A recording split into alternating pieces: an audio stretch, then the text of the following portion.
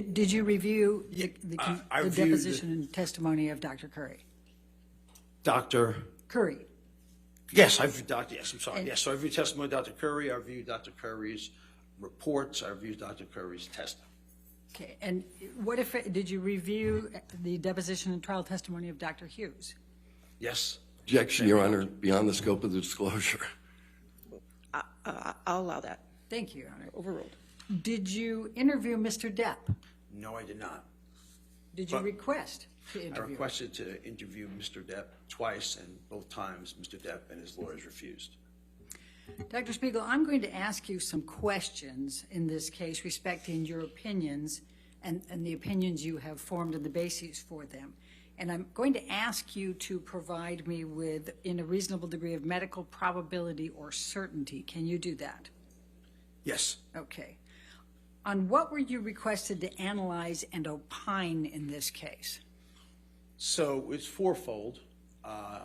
One, I was asked to opine about the risk factors that are associated with intimate partner violence and behaviors that are shown, risk factors that are shown in intimate partner violence to be consistent with behaviors that Mr. Depp has demonstrated. Two, I've been asked to opine about the acute effects on alcohol and substance use, and I mentioned that including mood, behavior, cognition, functional impairment. Three, talking about the psychological profile, if you would, of, is there a question? I'm sorry. Oh, No. Okay. Of psychological and medical sequelae of patients who have suffered intimate partner violence and perpetrated intimate partner violence, and whether or not Mr. Depp's behavior is consistent with that.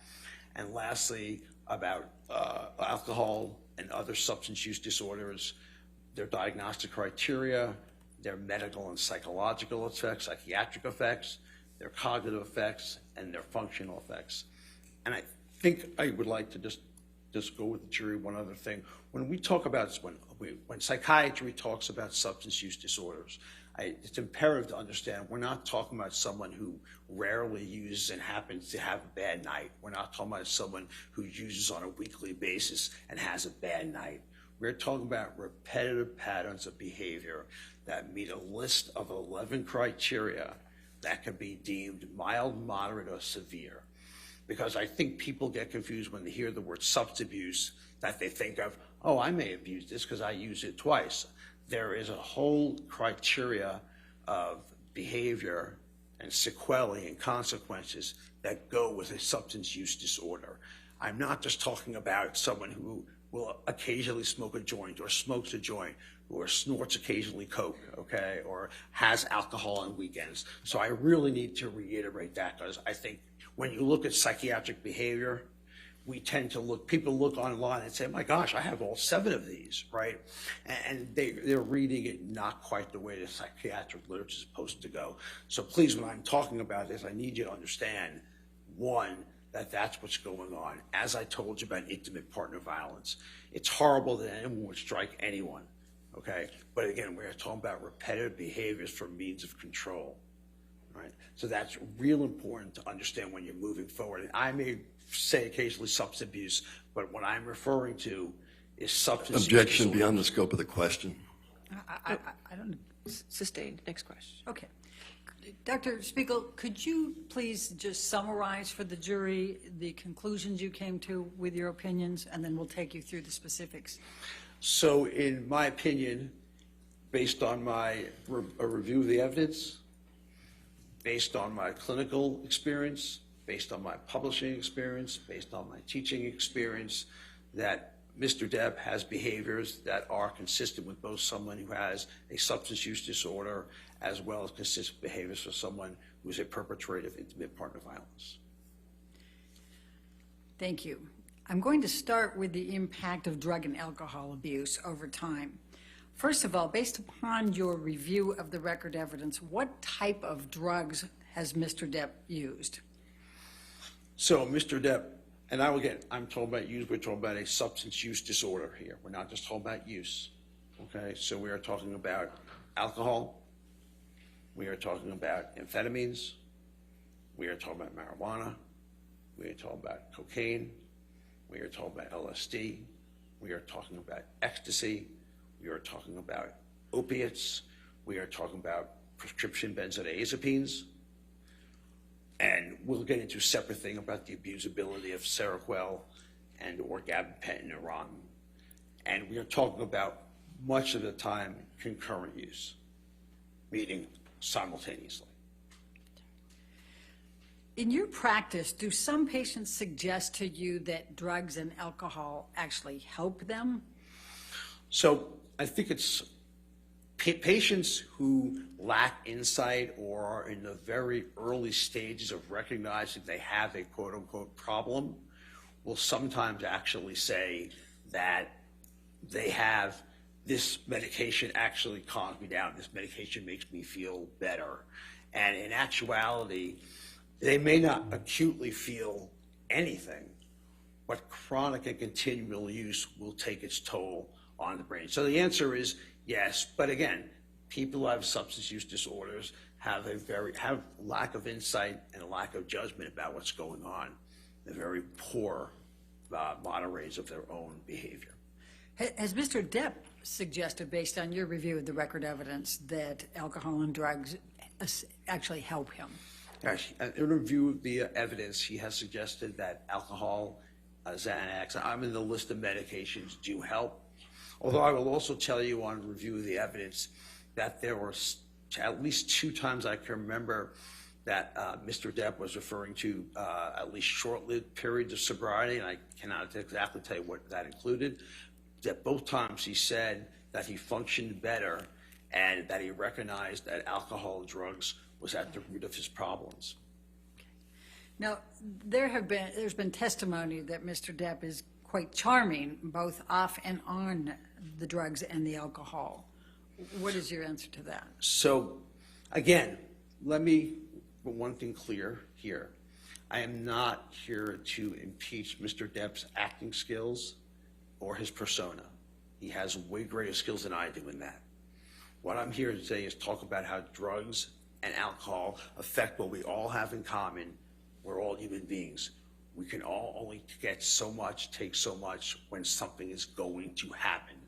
And that's what I see every day in the emergency room, on the consult service, on inpatient psychiatry. Bad things happen, not because of anything special, except we're all human beings and our brains, substance of abuse, are not titrated, they're not regulated by the FDA. We don't know what we're getting, we don't know how much we're getting. There is no control over what makes it to our brain. So it is not the actor, it is not the persona, okay? It is a person just like the rest of us who are human beings who will have these effects, and that's what we all share in common. Everyone in this courtroom shares that in common. When Mr. Depp was in his relationship with Amber Heard, was he a polysubstance abuser? Was he in what substance abuse? Polysubstance Yes. abuser? So Can you explain to the leading jury your- what that is? Overruled. I'm sorry, Okay. Go ahead. Okay, so polysubstance abuse is the use of 3 or more substances. And I answer, like I said, concurrently, he was. Even while I was getting ready for rehab on the island, he was. So, yes, he did engage in that. Did Mr. Depp's drug and alcohol abuse affect him cognitively? Yes. So, if nothing else to look at, Dr. Blaustein, psychiatrist that evaluated Mr. Depp, did a mini mental state exam on him. And as part of that mini mental state examination, you're asked to remember 3 words and then come back 5 minutes later and repeat those 3 words. And in the meanwhile, you're getting other types of testing for attention and concentration and visual, spatial, and language. So other things that are being tested too. Mr. Depp was unable to recall any of them, and that is very unusual for a 50-ish year old male. I don't remember how old he was when he took that. Generally speaking, that age group should be remembering 2 or all 3 of those words. One, I do know that his lines were also fed to him by earpiece. Again, affecting memory. I did see in video deposition about having to have questions, I don't want to say repeat as much as completely forgotten. So the answer is yes. And you know, any one of us who use alcohol and cocaine to that level of degree, and I'm talking about a severe level of substance use disorder, are going to have effects. It is inescapable because we all have brains that are malaffected by extensive substance use, and potentially sometimes less, but certainly what we're talking about here is extensive. What, if anything did you observe from the record evidence about Mr. Depp having difficulty focusing, his attention span, processing, whether he could function as an actor? So, Objection compound. Compound is only if it's Overruled. Thank you. so again, in terms of the acting part, we do know that he needed his lines fed to him for movies.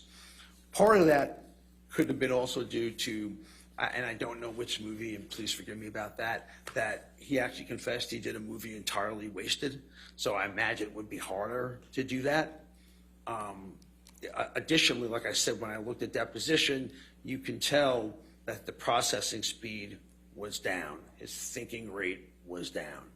If your thinking rate is down, and I'm not talking about, again, I'm getting older, Mike. I'm probably not as sharp as I was at 25, okay?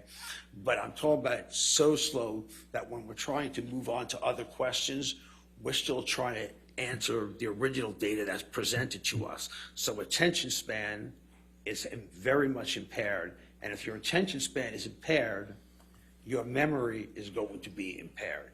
It is inescapable that that's going to happen. So all that comes into play there, and that's what I witnessed in the video deposition. Fortunately for Mr. Depp, I do see that during this trial, his cognition has improved somewhat, which will happen if you are sober. So I commend him on that. But again, I'm specifically referencing the time with Ms. Heard's and Mr. Depp's relationship. So we're talking about that. What, if any, observations from the record evidence did you have about Mr. Depp having alcoholic blackouts or foggy mind?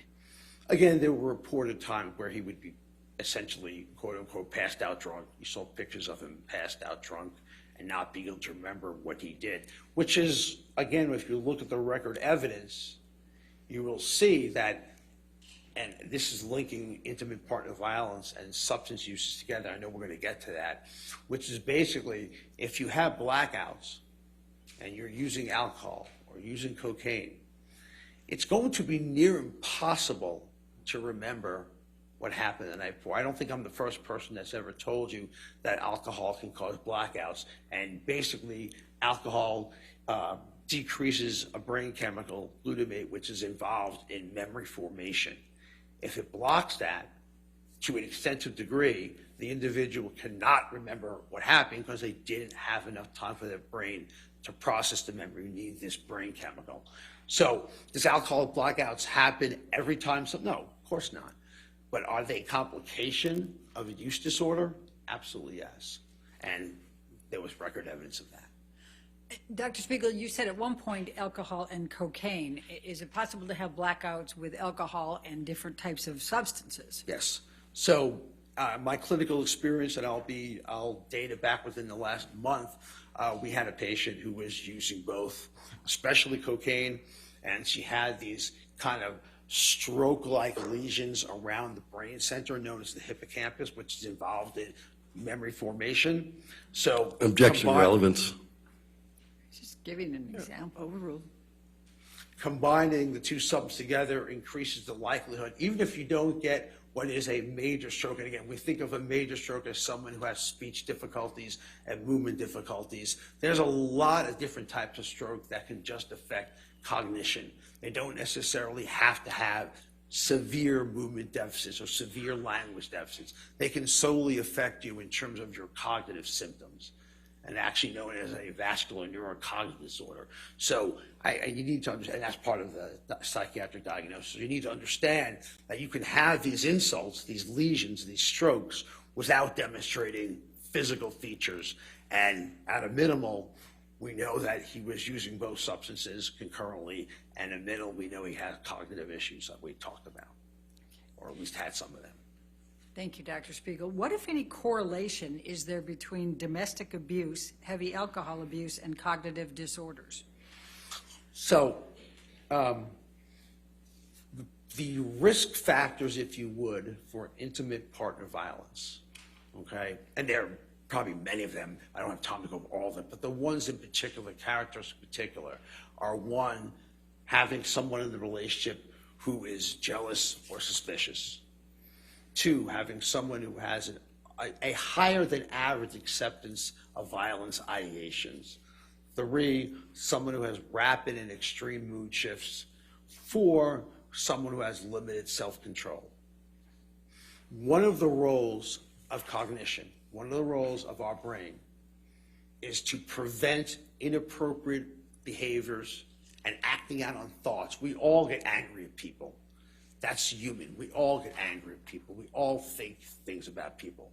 The difference is when our brains are intact and working well, most of us don't act them out, okay? Most of us do not act them out. So that's because your frontal lobe and other parts of the brain are involved in making sure these negative thoughts don't get acted on, okay? So when you have the effects of alcohol acutely, it causes disinhibition, which means you are, by definition, losing control and having rapid mood swings. Two, you are affecting parts of the brain that are involved in what we call social processing cues. So you no longer can interpret what's in front of you that is, I would say, right or wrong, or what I should act on and what I shouldn't act on.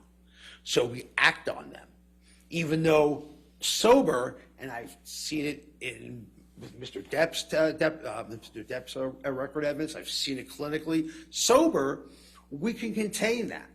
We can contain that. But when you have these mixtures together, knowing, by the way, that about 40 up to 60% of intimate partner violence is done under the influence of alcohol and or substance use disorders, okay? Knowing that treating it gets it better, improves, I'm not saying removes it, but improves it. Hearing from Mr. Depp's own text to Dr. Kipper that he was better with that things are going better, will show you that given those confluence of factors, given them all lining up, the risk factors, combined with something that when any of us use to a certain amount, if we're novice at it, it'll be a lot less. If we're more experienced and have more tolerance and dependence, it's going to take a lot more, but inevitably will make us disinhibited and will make us act out, and acting out could be done in a lot of different ways in intimate partner violence, okay? With also remembering, control is the end game of intimate partner violence. So that's how they basically interact in a nutshell. Ms. Bretterhoff, I assume you have... I have quite a bit more. Let's go ahead and take our morning recess. Ladies and gentlemen, just do not discuss the case and don't do any outside research. We'll be back with you Oh, I'm sorry. in 15 minutes. Sorry, I talked We're just too taking a much. break. No, we're just taking a break.